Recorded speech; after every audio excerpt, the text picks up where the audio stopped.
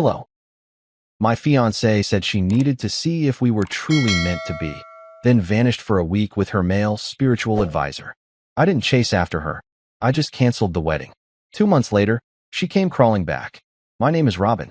I am 34, and I work as a chef in San Jose. My schedule is predictable but intense. Early mornings for prep, long nights on the line, and weekends when most people relax are usually my busiest shifts. I like the structure though. Kitchens run on timing and discipline, and I tend to carry that mindset into the rest of my life. My fiancée is Rebecca, 31. We had been together for a little over 3 years and engaged for 8 months. For the past year, we had been living together in a small apartment near downtown that I originally rented before she moved in. Most of our recent weekends were spent doing normal wedding planning things like visiting venues, arguing over guest lists, and trying to keep both families happy. I am posting because I want to know if I overreacted or if I ignored obvious warning signs for too long because I thought we were already committed. Rebecca has always been the type of person who dives hard into whatever new self-improvement trend she finds. It is never just a hobby. It becomes her whole worldview for a while. There was a phase where everything had to be organic and raw. Then breathwork workshops.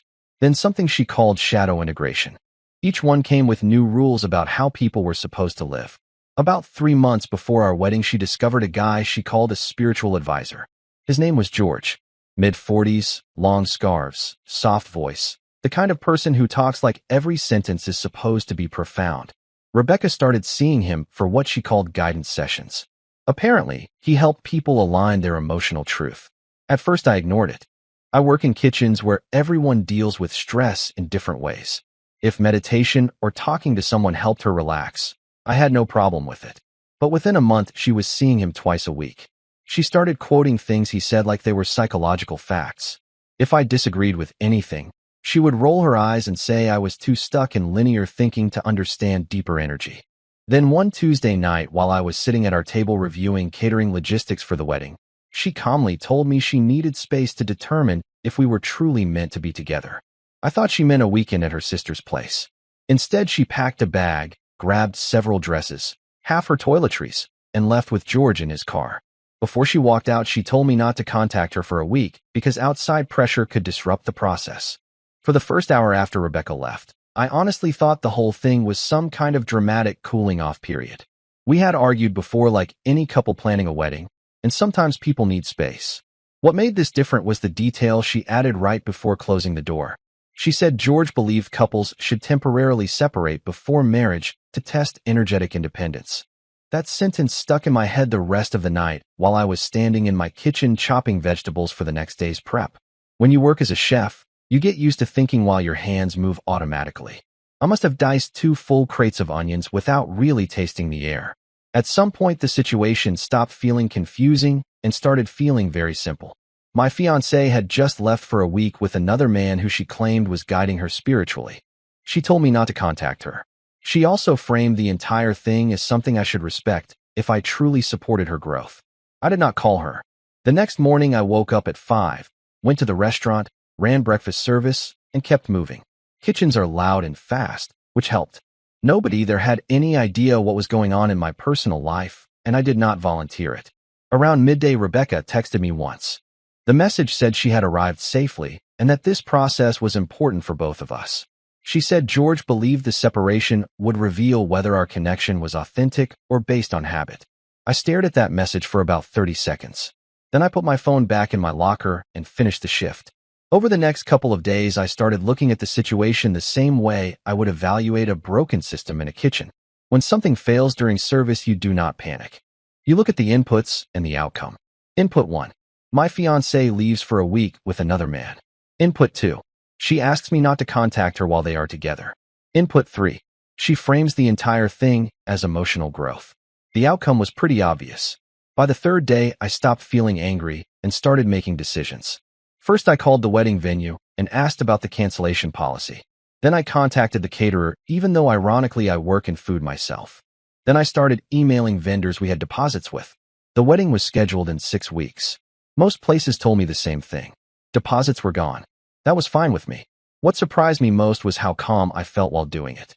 Canceling a wedding turns out to be a very administrative process. I had always imagined if something like this happened it would involve dramatic conversations, emotional confrontations, or at least a long explanation to friends and family. Instead, it mostly involved emails, short phone calls, and people politely confirming that deposits were non-refundable. The venue manager sounded sympathetic, but not surprised. Apparently, canceled weddings happen more often than people think.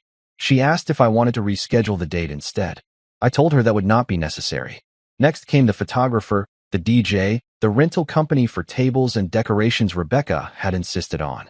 Each call was the same conversation. I kept it simple. The wedding was no longer happening. Please cancel the booking. By the end of the fourth day, almost everything was closed out. The only people I had not told yet were our families. I handled that Friday evening after my shift. My parents live about an hour away, so I called them first while I was sitting in my car outside the restaurant. I explained the situation without adding commentary. Rebecca had decided to leave for a week with someone she considered a spiritual advisor. Because of that, I had canceled the wedding. There was a long silence from my mother. Then she said something very practical. She asked if Rebecca was planning to come back and continue planning the wedding like nothing happened. I told her I had no idea. My father spoke next and said I probably saved myself a divorce. That conversation lasted maybe 10 minutes. Rebecca's parents were more complicated.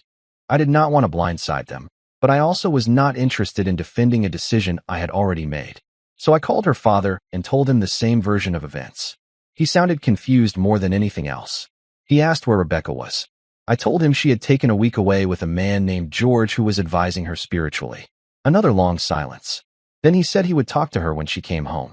By the time Sunday rolled around, the apartment felt different. Not sad exactly, just quieter and a lot simpler. Rebecca still had not contacted me again. That is when the final piece of the situation occurred to me. She had left expecting to come back and continue the wedding planning. She just had no idea that by the time she returned, the wedding would no longer exist. Rebecca came back the following Monday evening.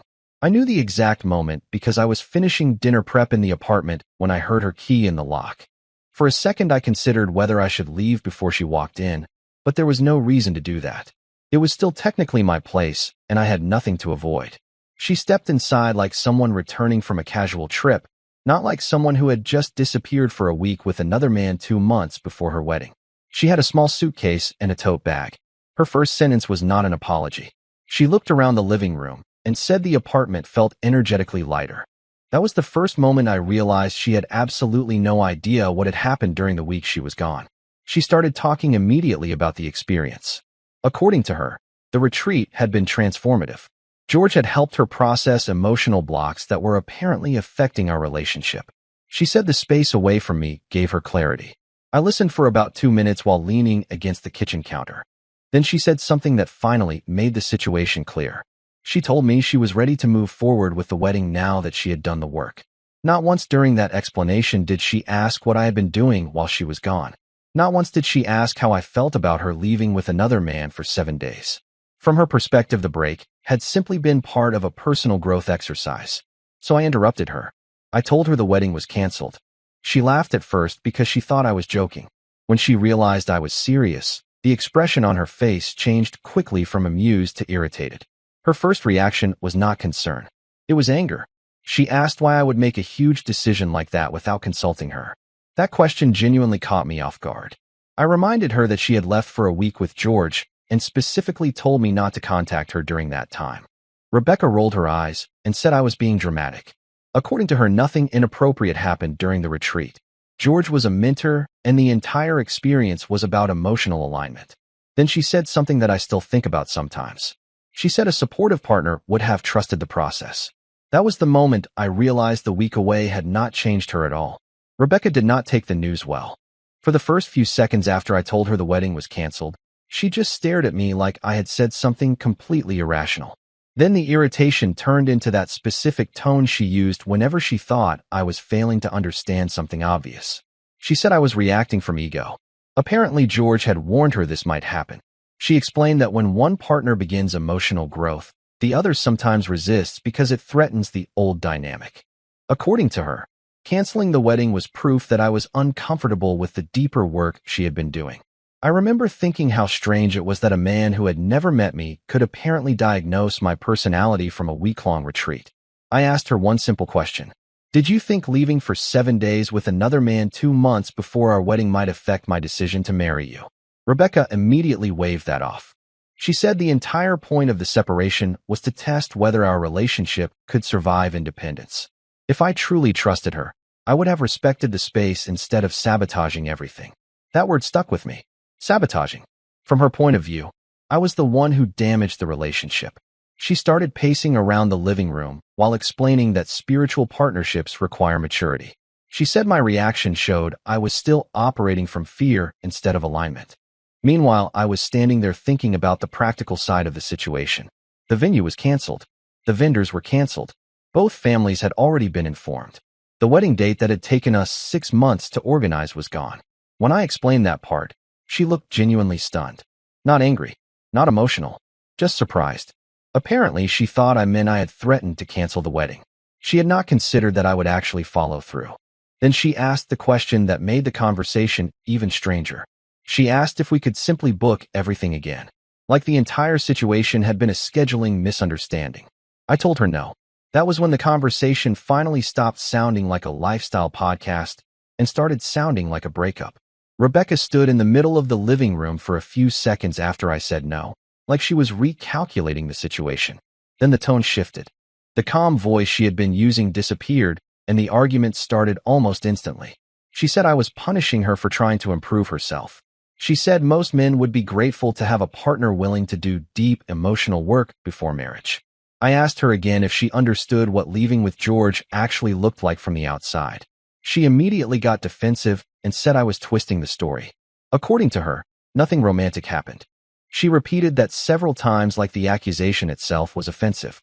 George was a guide, not a threat, and the retreat had involved meditation, long conversations, and something she called energetic clearing. I told her that whether anything happened or not was almost irrelevant. The issue was that she chose another man's guidance over basic respect for the relationship we already had. That sentence made her snap. She started raising her voice and accusing me of insecurity. She said the fact that I canceled the wedding without asking her proved that I was controlling. She even said I had embarrassed her in front of both families by making the decision alone. At that point, I stopped trying to debate it. Working in kitchens teaches you something useful about conflict. When a situation becomes loud and circular, it is already past the point of productive conversation. Rebecca kept talking, though. The volume kept climbing. She started saying I owed her another chance to finish the process with George because the retreat had not been long enough to fully integrate the lessons. That was the moment I made the next decision. I told her she needed to pack her things and leave. She stopped mid-sentence and stared at me. I explained it calmly. The apartment lease was in my name. I had no interest in continuing the relationship, and I definitely was not interested in restarting wedding plans. So it made more sense for her to stay somewhere else. Rebecca immediately said I could not just throw her out. I told her I was not throwing her out. I was ending the living arrangement. Then I walked to the bedroom, grabbed one of her suitcases from the closet, and set it in the hallway. That was when the fight actually escalated. Once the suitcase was sitting in the hallway, the argument lost most of its momentum. Rebecca stood there for a moment like she was waiting for me to back down. When it became clear that I was not changing my mind, the anger shifted into something colder. She said I was overreacting and that I would regret making such a drastic decision. I did not respond. At that point, the conversation had already repeated itself enough times.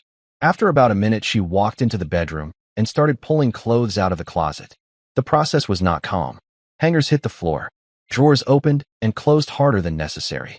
But the yelling mostly stopped. I stayed in the kitchen and gave her space to gather her things. From where I was standing, I could hear her moving around the apartment collecting items. Bathroom cabinets opening. The sound of bags being zipped.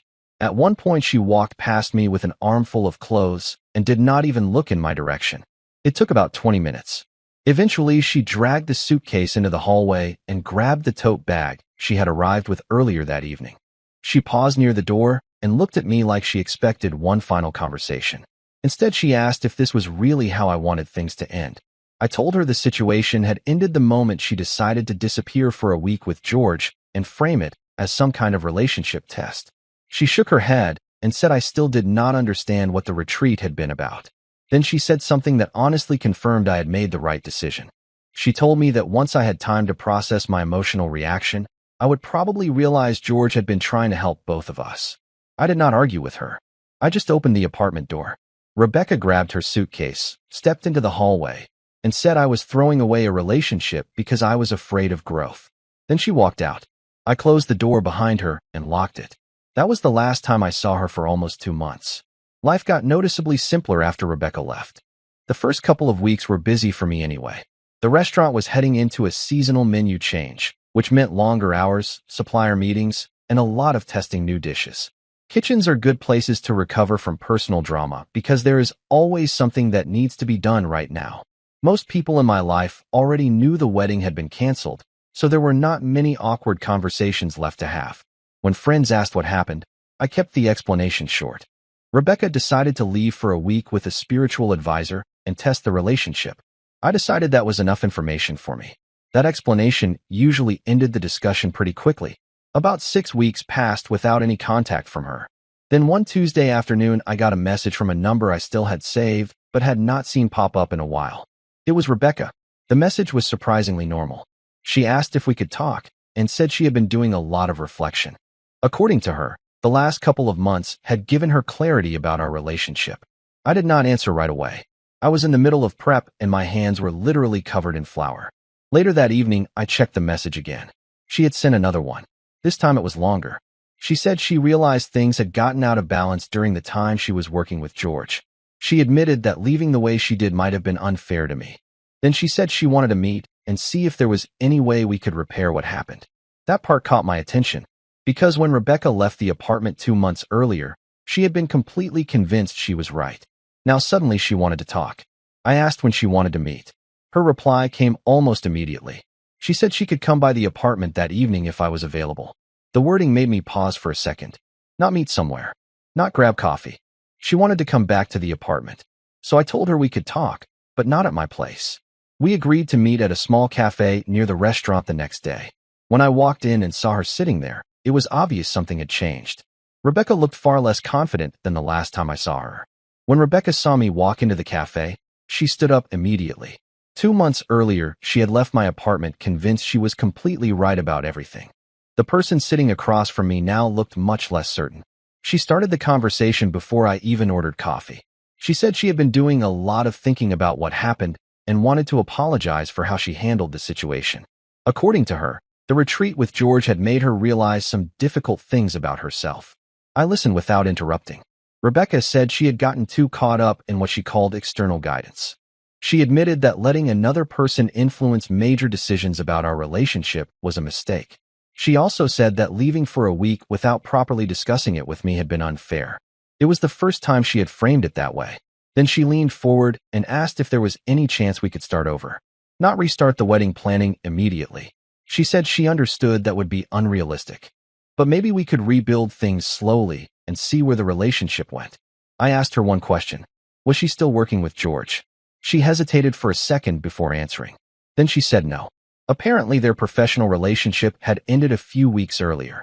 She described it vaguely, saying she realized she needed to focus on real life instead of constant introspection. That answer explained a lot. When she left my apartment months earlier, George had been the authority she trusted. Now that influence was gone, Rebecca kept talking. She said she missed the stability we had. She missed living together. She missed how predictable our life used to be. At one point, she even said she realized I had always been the most grounded person in her life. Then she finally said the sentence that made her intentions very clear. She asked if she could come back to the apartment and talk more about fixing things. Like the last 2 months had been a temporary pause. I sat there for a moment thinking about everything that had happened since the night she left with George. Then I gave her my answer. I told Rebecca no. I did not drag the answer out or soften it with a long explanation. After everything that had already happened, there was no point pretending the situation was complicated. She looked at me like she expected a different response. Rebecca asked if I was sure. She said people make mistakes and relationships survive worse things all the time. According to her, the last 2 months had given her perspective about what she almost lost. I told her the problem was not just the week she disappeared. The real issue was the way she viewed the entire situation. When she left with George, she did it with complete confidence that she was right, and I was the one who needed to grow. When she came back, she expected the wedding to continue like nothing had happened. And now that George was no longer part of her life, suddenly she wanted stability again. None of those decisions included any real consideration for the person she was supposed to be marrying. Rebecca tried once more to argue that the retreat had helped her understand herself better. She said she was not the same person now. I told her that might be true, but I was also not the same person who had been sitting at our kitchen table planning a wedding while she packed a bag to leave with another man. For a few seconds, she looked like she wanted to push the conversation further. Then she stopped. She sat back in her chair and nodded slowly, like she was finally realizing that this time the decision was not going to change. We finished the conversation quietly after that. When I left the cafe, that was the last time I spoke to Rebecca. Looking back now, canceling the wedding during that week she was gone was probably the clearest decision I made in the entire situation. At the time, it felt abrupt. Now it just feels like basic common sense. Bye-bye. So passionate about reading, specifically books on business, biographies and autobiographies, and he made a podcast out of just discussing various books he was reading. And it's great because he'll read quotes from them. He'll talk you through the whole arc of the book, but over time, like Steve Jobs, he's done 5 episodes on Steve. So he'll pull in from other episodes and other biographies or autobiographies. He'll pull in material as well. So you really, over the course of an hour, you really get to know the person he's profiling in a very intimate way. So it's great. And I've discovered a lot of really great thinkers through that podcast that then I've subsequently gone back and read their books. So it allows me like a little nibble at sort of their wisdom. And then sometimes I dive in more. It's really good. Have you always been like this since you were a little girl? Were you always this learner, consumer of information when you go back? I've always really loved learning. And I would say like a constant in my life has been just a